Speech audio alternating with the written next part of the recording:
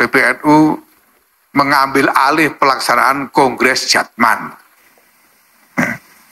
Lalu orang ribut, ini gimana? Enggak. Assalamualaikum sahabat Awi Kertapati, kita kembali di Opini Awi Kertapati Channel. Mungkin saja nanti saya tidak akan misuh-misuh seperti biasa, karena tema ini memang sudah ada keseimbangan antara kesabaran hati dan kecepatan berpikir. Makanya misuh tidak dibutuhkan. Tapi ketika kesabaran hati dan kecepatan berpikir benturan, disitulah misuh dibutuhkan untuk media berekspresi. Saya sebut sebagai ekspresi kesenian. Oke. Nah, pembahasan kali ini, dan ini memang sudah saya bahas beberapa saat yang lalu, soal Banom PBNU yang bernama Jatman ternyata oleh ketuanya yang sudah demisionir yang bernama Lutfi bin Yahya, karena menurut ADART Jatman itu ketuanya atau kepengurusannya yang sah itu hanya berlaku sampai 2023. Nah, sampai hari ini memang belum ada muktamar, belum ada kongres resmi mengenai Banom Jatman ini. Tapi sekali lagi, namanya juga keturunan Palwi Hadramaut Yaman. Tidak punya malu, muka tembok, rantisin, cengenges-cengenges. Justru ini didukung oleh para mania-mania Lutfi bin Yahya yang sampai hari ini terus mendukung orang ini, mengeluh-elukan. Biasalah para muhibin, para muhibul, dan para muhcedul, terutama di wilayah Jawa Tengah. Kita tidak sebut, dan pasti Anda tahu siapa pendukung-pendukungnya ini. Dan ketika kita bicara mengenai tata kelola, mengenai organisasi, mengenai izin sebuah badan, ya, sebuah badan perkumpulan, badan yayasan, atau mungkin bisa jadi perusahaan yang profit, mereka tidak bisa menanggapi dengan cara-cara yang bagaimana mengcounter teman-teman ini ketika membahas mengenai Jatman yang di cloning jadi Patman. Para mukibul-mukibul itu, para muhibin, para muhcedul-cedul itu yang pendukung Lutfi bin Yahya itu paling-paling bisanya hanya membuat meme-meme murahan, edit sana edit sini dengan soundback, ya soundback pinggiran lah, soundback ansongan kalau pendapat saya seperti itu. Kalau mengkaji, ya, mengkritisi by data, entah itu video, entah itu sebuah portal yang bisa mereka pelajari dengan baik dan disampaikan di publik lewat sosial media, sangat-sangat minim kapasitas mereka berpikir, karena memang SDM-nya low, sumbu pendek, cepat disumet, cepat meleduk, tidak ada isinya. Oke, kembali ke soal Banom Jatman yang merupakan badan otonomi milik PBNU. Jatman dirubah menjadi Patman. Ini bukan kata saya, ini langsung dari ketua PBNU, yang akhirnya Jatman diambil alih oleh PBNU, dan insya Allah bulan Januari tahun 2025 akan diselenggarakan sebuah kongres yang ke-14 kalau nggak salah. Dan berikut VT narasi yang disampaikan dari Gus Yahya Kholilistakuf mengenai Jatman. Kita simak. PBNU mengambil alih pelaksanaan Kongres Jatman.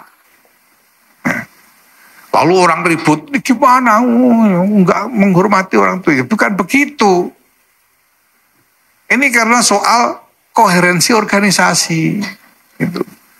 Kalau jadi gini masalahnya itu Jatman itu baru belakangan kita temukan. Ternyata tahun 2019 itu ada sejumlah pimpinan Jatman yang mendaftarkan ke Kumham keberadaan Jatman sebagai perkumpulan sendiri terpisah dari NU. Dengan akte notaris sendiri gitu loh. 2019. Dan kemudian tidak ada komunikasi dengan bahkan cabang-cabang, tidak tahu. Apa Idaroh Su'ubiyah itu cabang-cabangnya Jatman, tidak tahu. Sementara kalau dalam periodisasi NU, masa khidmahnya selesai 2023 dan tidak dilakukan apa-apa sampai 2024, lebih setahun. Nah ini kan ada masalah kontroversi hukum ini, gimana lalu statusnya toh? Gitu loh. Nah maka PBNU membuat keputusan pertama memfasilitasi pertemuan antara pimpinan Idaroh Aliyah dengan Idaroh Wusto. Pertemuan dan semuanya hadir, dari Idaroh Aliyah hadir, Mudir Am dengan sekjennya hadir, Idaroh Wusto hadir. Bicara soal kontroversi-kontroversi ini sampai pada kesepakatan diserahkan kepada PBNU. Lalu PBNU itu ada proses-proses selanjutnya sampai PBNU memutuskan untuk mengambil alih pelaksanaan kongres. Nah sehingga kemudian insya Allah nanti 21 Januari kita adakan. Ini maksudnya apa? Supaya ini jadi satu. Jatman itu bukan organ yang terpisah yang boleh jumpalitan mau-maunya sendiri tanpa harus koheren dengan NU, itu tidak boleh. Wong ini satu ini, gitu. Berikut beberapa poin penting terkait hal ini. Di antaranya hubungan Banom dan NU. Banom NU, Jatman, Jamiah Atlet Taurekoh Al-Mutabaroh An-Nadiyah bukanlah organisasi yang sepenuhnya independen. Mereka didirikan untuk melaksanakan program-program NU di bidang tertentu, misalkan pemuda, perempuan, pelajar, dan lain-lain. Oleh karena itu, Banom harus sinergi dan tunduk pada kebijakan NU. Koherensi dan koordinasi.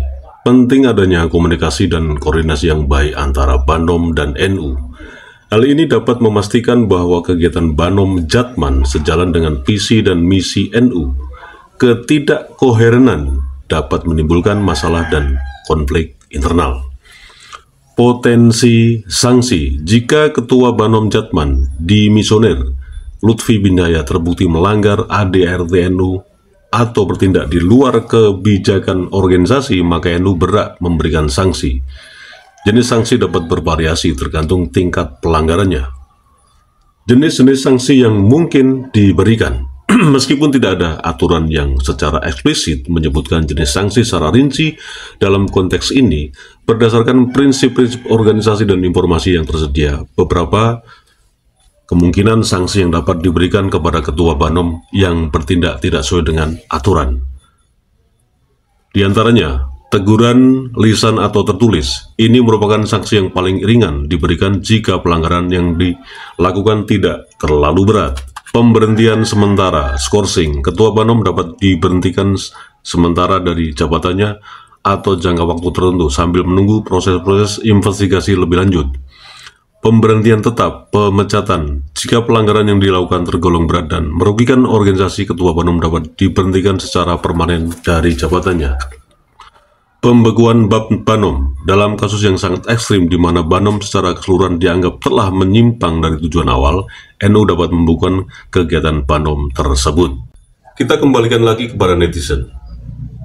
Netizen semua yang mungkin sudah mengikuti bagaimana polemik Banom Jatman, Badan Otonom Jatman, apalagi sudah digarisbawahi oleh ketuanya, Ketua Organisasi Induk PBNU Gus Yahya Kholilistakuf, bahwa Banom Jatman ini sudah melanggar ADART. Apalagi kalau bicara mengenai tata kelola. Tidak ada koherensi, tidak ada konsolidasi, tidak ada koordinasi ketika Banom Jatman ini melakukan kegiatan-kegiatan atau mempunyai agenda-agenda tertentu. Karena mau tidak mau Banom itu adalah badan otonom milik PBNU. Dan tadi dijelaskan oleh Ketua PBNU Gus Yahya Kholilistakuf bahwa Banom Jatman dari mulai tahun 2019 dirubah namanya menjadi Patman. Dan konyolnya lagi, sudah dirubah namanya, bahkan nama itu dikukuhkan dan didaftarkan di Kemenkumham. Dan Kemenkumham sendiri sudah mengeluarkan nomor registrasi sebagai pengesahan bahwa badan tersebut resmi didaftarkan legalitasnya. Ini kan jelas-jelas sudah melanggar ADART. Dan seharusnya memang disanksi, baik sanksi secara administrasi maupun sanksi yang lebih tegas lagi. Tapi kenapa Ketua Umum PBNU tidak melakukan tindakan tersebut? Kita kembalikan lagi kepada netizen. Anda simpulkan, bagaimana sih, ya, kurang bijaksana gimana Ketua PBNU Gus Yahya Kholilistakuf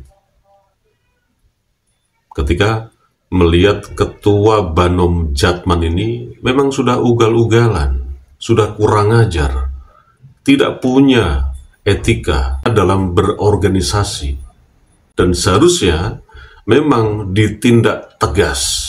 Tapi kembali lagi, bahwa PBNU ini memang organisasi yang dibentuk dengan semangat kekeluargaan, dengan semangat kegotong royongan, dengan semangat saling memiliki dari satu yang lainnya, dan lebih mengutamakan musyawarah untuk mufakat. Terserah Anda bagaimana menilai, bagaimana tingkah laku seorang yang bernama Lutfi bin Yahya. Wassalamualaikum warahmatullahi wabarakatuh.